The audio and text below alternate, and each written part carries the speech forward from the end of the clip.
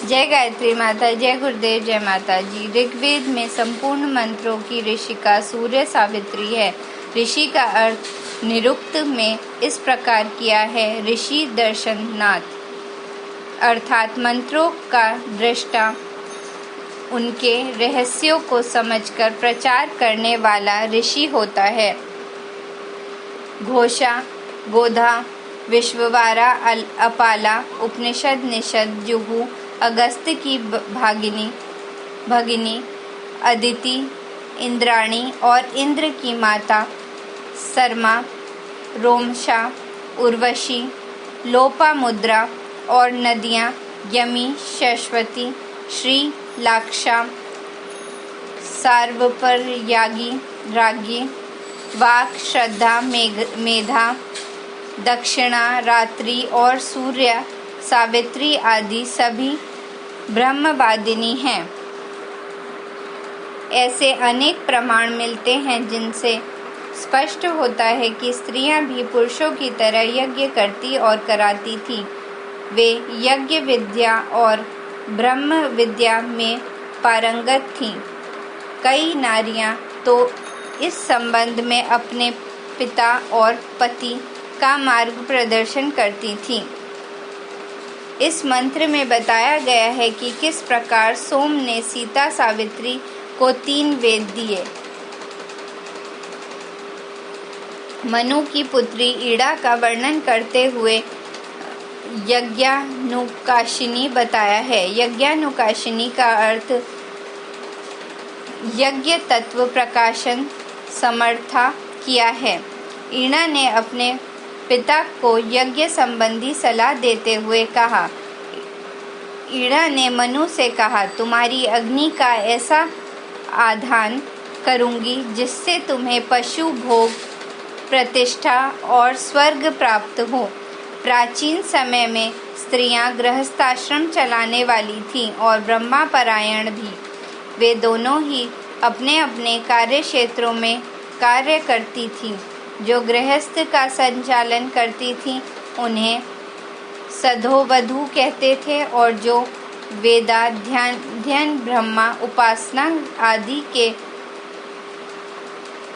पारमार्थिक कार्यों में प्रवृत्त रहती थी उन्हें ब्रह्मवादिनी कहते थे।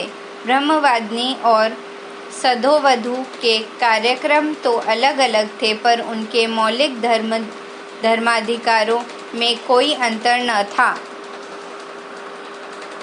ब्रह्मवादिनी और सधोवधू ये 2 स्त्रियां होती हैं।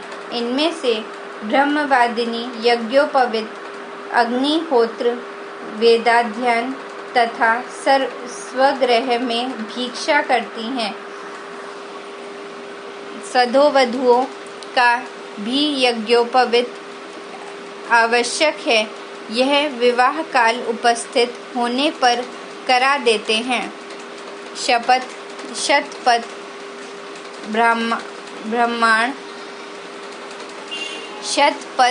ब्राह्मण में याज्ञवल्क्य ऋषि की धर्मपत्नी मैत्रेयी को ब्रह्मवादिनी कहा है, अर्थात मैत्रेयी ब्रह्मवादिनी थी। ब्रह्मवादिनी का अर्थ बृहदारण्यक उपनिषद का भाष्य करते हुए श्री शंकराचार्य ने ब्रह्मवादनशील किया है। ब्रह्मा का अर्थ है वेद। ब्रह्मवादनशील अर्थात वेद का प्रवचन करने वाली। यदि ब्रह्मा का अर्थ ईश्वर किया जाए तो भी ब्रह्मा की प्राप्ति वेद ज्ञान के बिना नहीं हो सकती। यानी ब्रह्मा को वही जान सकता है जो वेद पढ़ता है। देखिए, जिस प्रकार पुरुष ब्रह्मचारी रहकर तप और योग द्वारा ब्रह्म को प्राप्त करते थे, वैसे ही कितनी ही स्त्रियां ब्रह्मचारिणी रहकर आत्म निर्माण एवं परमार्थ का संपादन करती थीं। पूर्व काल में अनेक सुप्रसिद्ध ब्रह्मचारिणी हुई हैं, जिनकी प्रतिभा और विविधता की चारों ओर कीर्ति फैली हुई थी। महाभारत में ऐसी अनेक ब्रह्मचारिणी का वर्णन आता है। भारद्वाज की ऋतावती नामक कन्या थी जो ब्रह्मचारिणी थी। कुमारी के साथ साथ ब्रह्मचारिणी शब्द लगाने का तात्पर्य यह है कि वह अविवाहित और वेदाध्ययन करने वाली थी। महात्मा शांडिल्य की पुत्री श्रीमती थी जिसने व्रतों को धारण किया, वेदाध्ययन में निरंतर प्रवृत्त थी। अत्यंत कठिन तप करके वह वेद, देव, ब्राह्मणों के पूजित हुई और स्वर्ग सिधारी।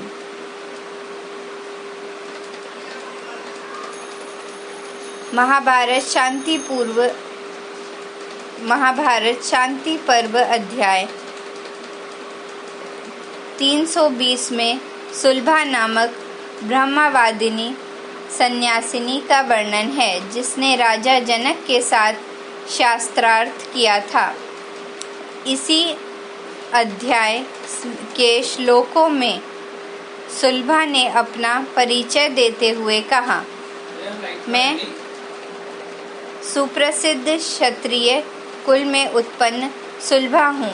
अपने अनुरूप पति न मिलने से मैंने गुरुओं से शास्त्रों की शिक्षा प्राप्त करके संन्यास ग्रहण किया है।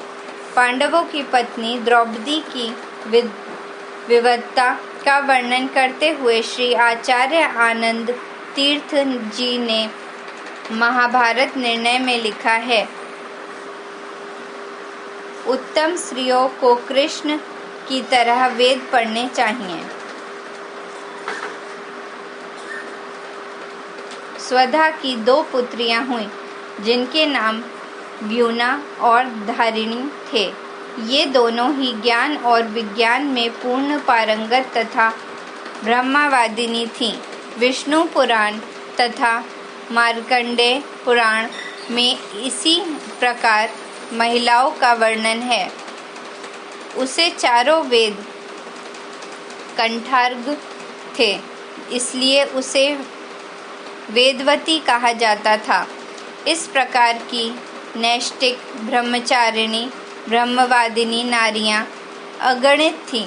इनके अतिरिक्त गृहस्थाश्रम में प्रवेश करने वाली कन्याएं दीर्घ काल तक ब्रह्मचारिणी रहकर वेद शास्त्रों का ज्ञान प्राप्त करने में उपरांत विवाह करती थीं। तभी उनकी संतान संसार में उज्ज्वल नक्षत्रों की तरह यशस्वी, पुरुषार्थी और कीर्तिमान होती थी। धर्म ग्रंथ का स्पष्ट आदेश है कि कन्या ब्रह्मचारिणी रहने के उपरांत विवाह करे, अर्थात कन्या ब्रह्मचर्य का अनुष्ठान करती हुई उसके द्वारा उपयुक्त पति को प्राप्त होती थी।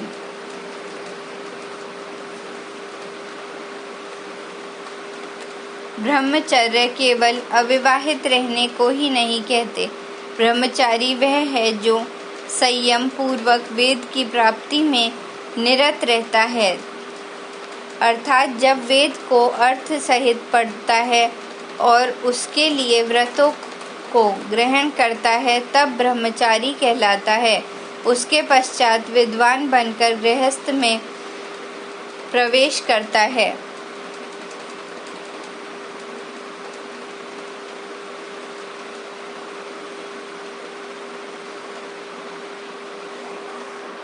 ब्रह्मचारी वह है जो वेद के अध्ययन में विशेष रूप से संलग्न है।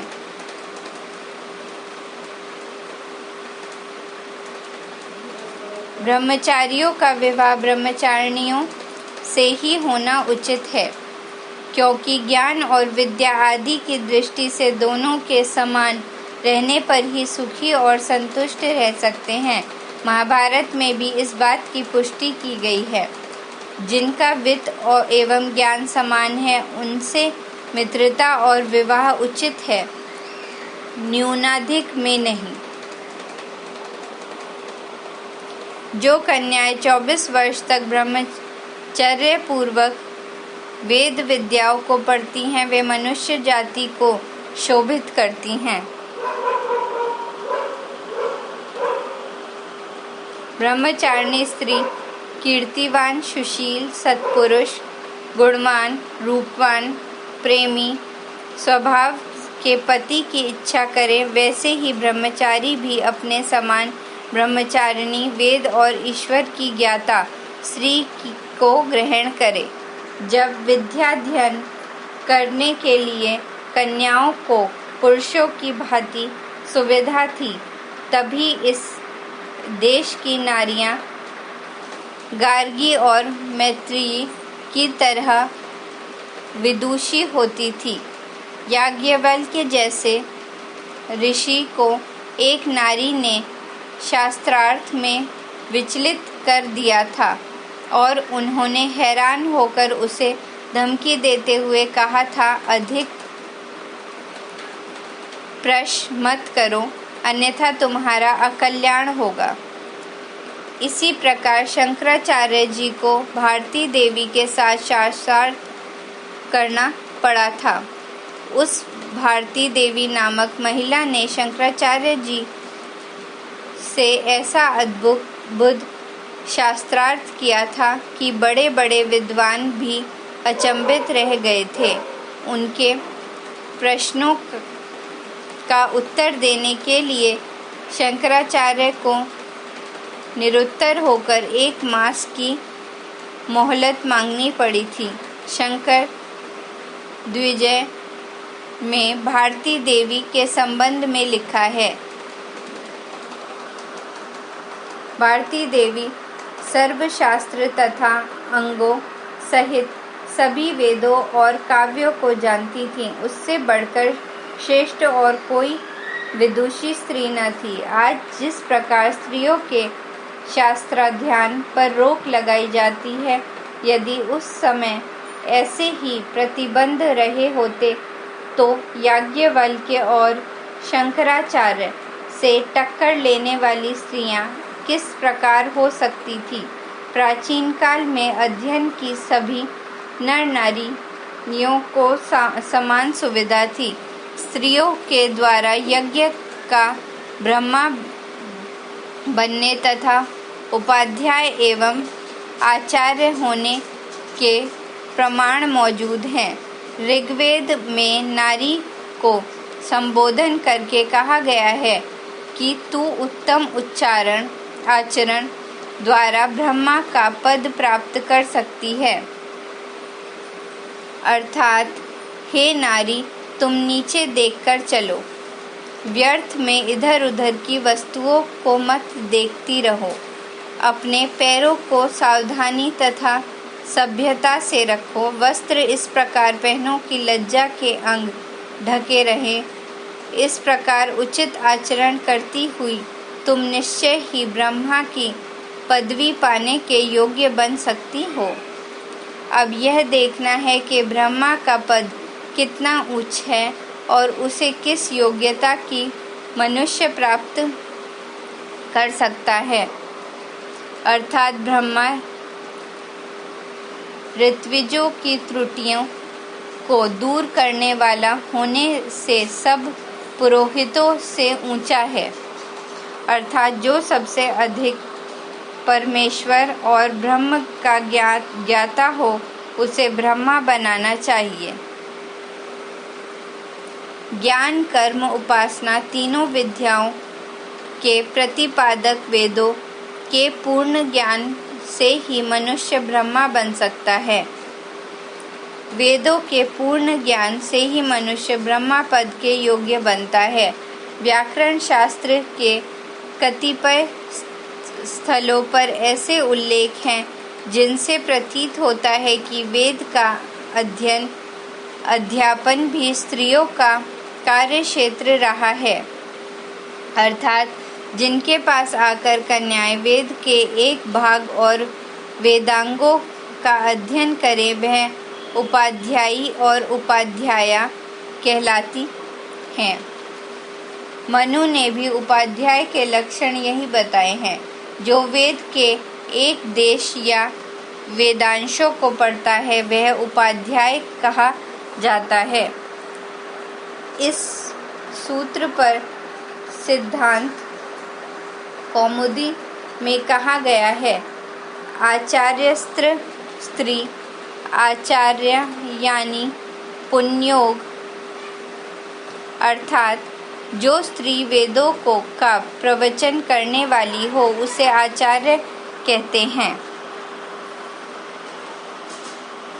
आचार्य के लक्षण मनोजी ने इस प्रकार बतलाए हैं, जो शिष्य का यज्ञोपवीत संस्कार करके कल्प सहित रहस्य सहित वेद पढ़ता है उसे आचार्य कहते हैं।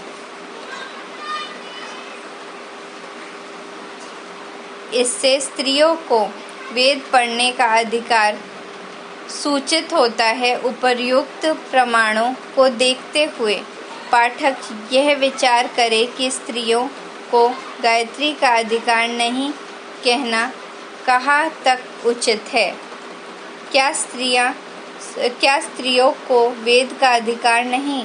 गायत्री मंत्र का स्त्रियों को अधिकार है या नहीं, यह कोई स्वतंत्र प्रश्न नहीं है।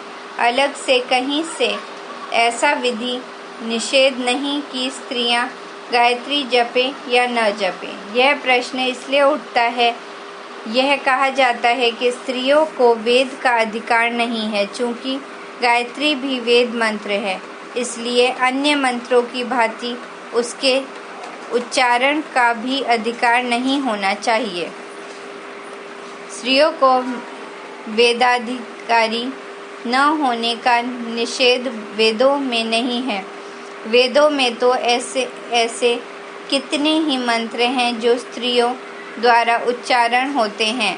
उन मंत्रों में स्त्री लिंग की क्रियाएं हैं, जिनसे स्पष्ट हो जाता है कि स्त्रियों द्वारा ही प्रयोग होने के लिए हैं। सूर्योदय के साथ मेरा सौभाग्य बढ़े, मैं पतिदेव को प्राप्त करूं, विरोधियों को पराजित करने वाली और सहनशील बनूं, मैं वेद से तेजस्विनी प्रभावशाली वक्ता बनूं, पतिदेव मेरी इच्छा ज्ञान व कर्म के अनुकूल कार्य करें, मेरे पुत्र भीतरी व बाहरी शत्रुओं को नष्ट करें, मेरी पुत्री अपने सद्गुणों के कारण प्रकाशवती हो, मैं अपने कार्यों से पतिदेव के उज्जवल यश को बढ़ाऊं, मैं कुमारियां उत्तम पतियों को प्राप्त कराने वाले परमात्मा का स्मरण करती हुई यज्ञ करती हैं, जो हमें इस पितृकुल से छुटकारा दे, किंतु पति कुल से कभी वियोग न कराएं। धन्यवाद।